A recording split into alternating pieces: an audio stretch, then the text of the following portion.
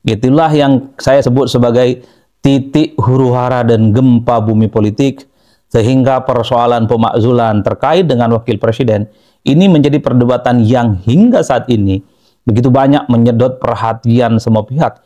Istana bicara, MPR bicara, DPR kemudian bicara, ketua umum partai juga bicara, orang-orang yang selama ini kontra terhadap wakil presiden bicara, orang-orang yang juga pro terhadap wakil presiden juga bicara.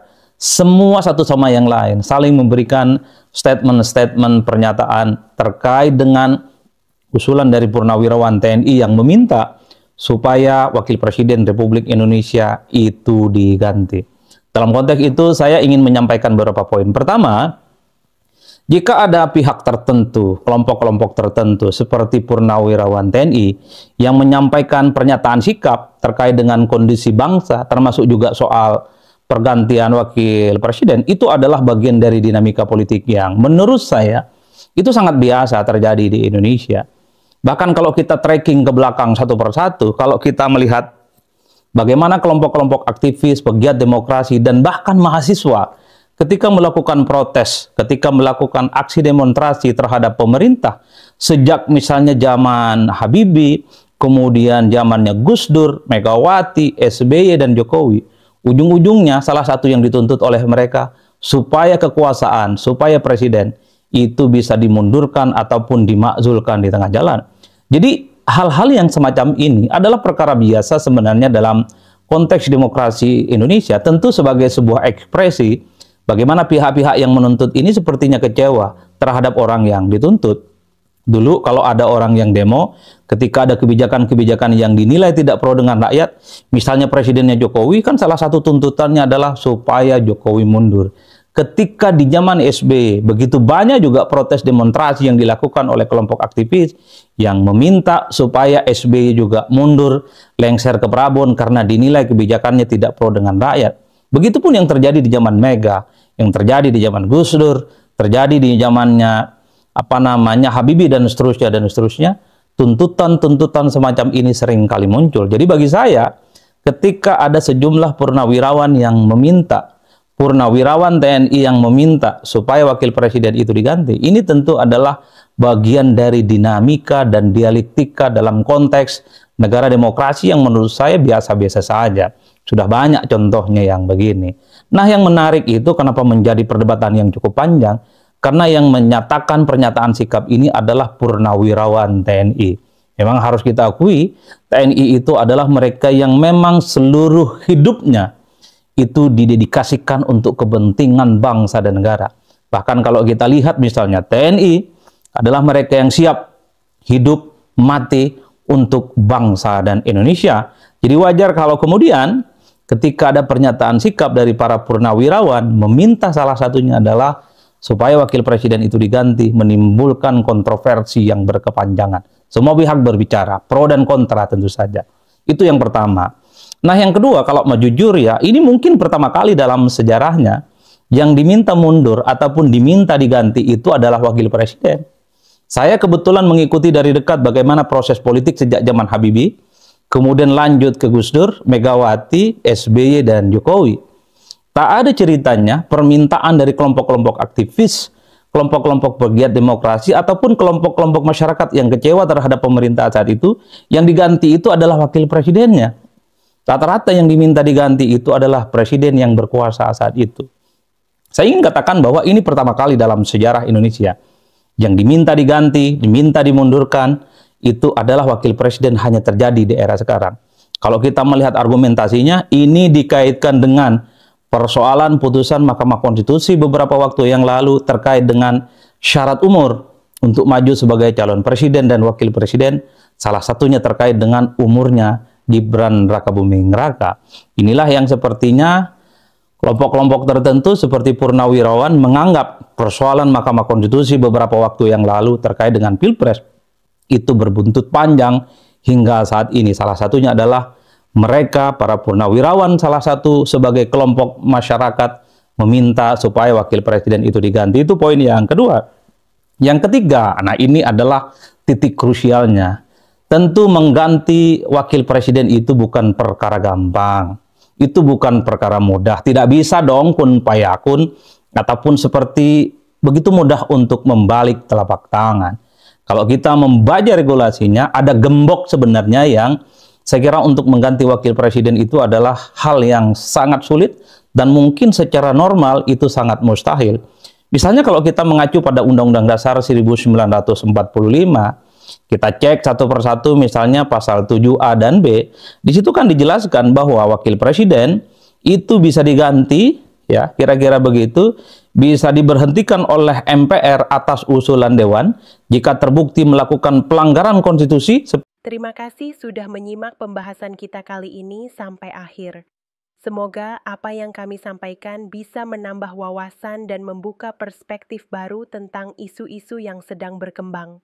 Kalau kamu merasa informasi ini penting, jangan ragu untuk like, subscribe, dan bagikan video ini ke teman atau keluarga.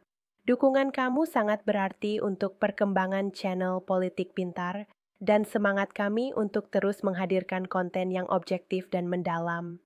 Ya, tulis pendapatmu di kolom komentar. Apakah kamu setuju, tidak setuju, atau punya sudut pandang lain? Politik bukan soal menang atau kalah, tapi soal memahami dan berpikir kritis bersama.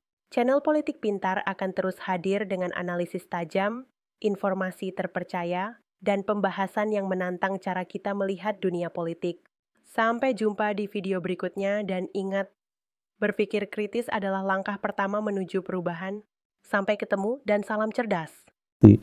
Itulah yang saya sebut sebagai titik huru-hara dan gempa bumi politik, sehingga persoalan pemakzulan terkait dengan wakil presiden ini menjadi perdebatan yang hingga saat ini begitu banyak menyedot perhatian semua pihak. Istana bicara, MPR bicara, DPR kemudian bicara, ketua umum partai juga bicara, orang-orang yang selama ini kontra terhadap wakil presiden bicara, orang-orang yang juga pro terhadap wakil presiden juga bicara. Semua satu sama yang lain saling memberikan statement-statement pernyataan terkait dengan usulan dari Purnawirawan TNI yang meminta supaya wakil presiden Republik Indonesia itu diganti. Dalam konteks itu saya ingin menyampaikan beberapa poin. Pertama, jika ada pihak tertentu, kelompok-kelompok tertentu seperti Purnawirawan TNI yang menyampaikan pernyataan sikap terkait dengan kondisi bangsa, termasuk juga soal pergantian wakil presiden, itu adalah bagian dari dinamika politik yang menurut saya itu sangat biasa terjadi di Indonesia. Bahkan kalau kita tracking ke belakang satu persatu, kalau kita melihat bagaimana kelompok-kelompok aktivis, pegiat demokrasi, dan bahkan mahasiswa ketika melakukan protes, ketika melakukan aksi demonstrasi terhadap pemerintah, sejak misalnya zaman Habibie, kemudian zamannya Gus Dur, Megawati, SBY, dan Jokowi, ujung-ujungnya salah satu yang dituntut oleh mereka supaya kekuasaan, supaya presiden itu bisa dimundurkan ataupun dimakzulkan di tengah jalan. Jadi hal-hal yang semacam ini adalah perkara biasa sebenarnya dalam konteks demokrasi Indonesia, tentu sebagai sebuah ekspresi bagaimana pihak-pihak yang menuntut ini sepertinya kecewa terhadap orang yang dituntut. Dulu kalau ada orang yang demo, ketika ada kebijakan-kebijakan yang dinilai tidak pro dengan rakyat, misalnya presidennya Jokowi, kan salah satu tuntutannya adalah supaya Jokowi mundur. Ketika di zaman SBY, begitu banyak juga protes demonstrasi yang dilakukan oleh kelompok aktivis yang meminta supaya SBY juga mundur, lengser ke Prabon karena dinilai kebijakannya tidak pro dengan rakyat. Begitupun yang terjadi di zaman Mega, yang terjadi di zaman Gus Dur, terjadi di zamannya Habibie dan seterusnya, tuntutan-tuntutan semacam ini sering kali muncul. Jadi bagi saya, ketika ada sejumlah purnawirawan yang meminta, purnawirawan TNI yang meminta supaya wakil presiden itu diganti, ini tentu adalah bagian dari dinamika dan dialektika dalam konteks negara demokrasi yang menurut saya biasa-biasa saja. Sudah banyak contohnya yang begini. Nah, yang menarik itu kenapa menjadi perdebatan yang cukup panjang? Karena yang menyatakan pernyataan sikap ini adalah purnawirawan TNI. Memang harus kita akui, TNI itu adalah mereka yang memang seluruh hidupnya itu didedikasikan untuk kepentingan bangsa dan negara. Bahkan kalau kita lihat misalnya TNI adalah mereka yang siap hidup mati untuk bangsa dan Indonesia. Jadi wajar kalau kemudian ketika ada pernyataan sikap dari para purnawirawan meminta salah satunya adalah supaya wakil presiden itu diganti, menimbulkan kontroversi yang berkepanjangan. Semua pihak berbicara, pro dan kontra tentu saja. Itu yang pertama. Nah, yang kedua, kalau mau jujur ya, ini mungkin pertama kali dalam sejarahnya yang diminta mundur ataupun diminta diganti itu adalah wakil presiden. Saya kebetulan mengikuti dari dekat bagaimana proses politik sejak zaman Habibie, kemudian lanjut ke Gus Dur, Megawati, SBY, dan Jokowi. Tak ada ceritanya permintaan dari kelompok-kelompok aktivis, kelompok-kelompok pegiat demokrasi, ataupun kelompok-kelompok masyarakat yang kecewa terhadap pemerintah saat itu, yang diganti itu adalah wakil presidennya. Rata-rata yang diminta diganti itu adalah presiden yang berkuasa saat itu. Saya ingin katakan bahwa ini pertama kali dalam sejarah Indonesia. Yang diminta diganti, diminta dimundurkan, itu adalah wakil presiden hanya terjadi di era sekarang. Kalau kita melihat argumentasinya, ini dikaitkan dengan persoalan putusan Mahkamah Konstitusi beberapa waktu yang lalu terkait dengan syarat umur untuk maju sebagai calon presiden dan wakil presiden, salah satunya terkait dengan umurnya Gibran Rakabuming Raka. Inilah yang sepertinya kelompok-kelompok tertentu seperti Purnawirawan menganggap persoalan Mahkamah Konstitusi beberapa waktu yang lalu terkait dengan Pilpres itu berbuntut panjang hingga saat ini. Salah satunya adalah mereka, para purnawirawan, salah satu sebagai kelompok masyarakat meminta supaya wakil presiden itu diganti. Itu poin yang kedua. Yang ketiga, nah ini adalah titik krusialnya. Tentu mengganti wakil presiden itu bukan perkara gampang. Itu bukan perkara mudah. Tidak bisa dong kun payakun ataupun seperti begitu mudah untuk membalik telapak tangan. Kalau kita membaca regulasinya, ada gembok sebenarnya yang saya kira untuk mengganti wakil presiden itu adalah hal yang sangat sulit dan mungkin secara normal itu sangat mustahil. Misalnya kalau kita mengacu pada Undang-Undang Dasar 1945,